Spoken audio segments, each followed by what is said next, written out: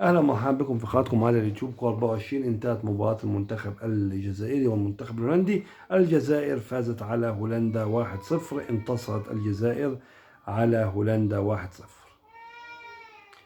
بعض الشرطة الهولندية والصحفيين الرياضيين الهولنديين بعضهم بيقول لك ان في جماهير هجمت اللاعبين وهجمت الشرطة الهولندية بعد المباراة. هذه اتهامات بتوجهها الشرطة الجزائرية الشرطة الهولندية للجماهير الجزائرية، وتقول إن حدث شغب بعد المباراة بالرغم من فوز الجزائر على هولندا، بالرغم من انتصار الجزائر على هولندا، بالرغم من انتصار الجزائر على هولندا.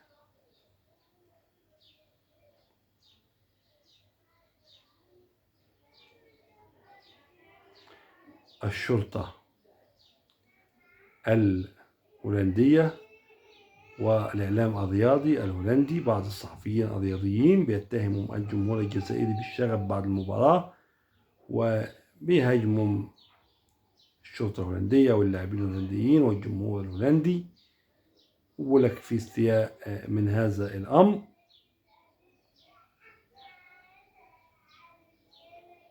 وهذا الكلام وهذه الأخبار على رواية الأمن الهولندي والصحافة الرياضية الهولندية. قد يعتبرها البعض أنها غيرة واندفاع وحزن بعد الهزيمة، لأن هولندا اتهزمت من الجزائر في ملعب هولندا في فونورد في وسط وقلب هولندا أمام الجماهير الهولندية.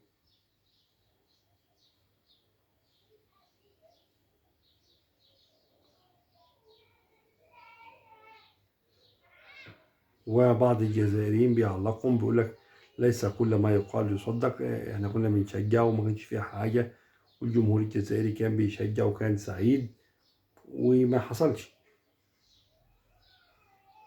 طبعا الجزائر لها بعثة كبيرة في هولندا، وفي عديد الجماهير الجزائريين عايشين في هولندا، وبعثة زي ما قلنا كبيرة جدا من الجزائر عايشة في هولندا.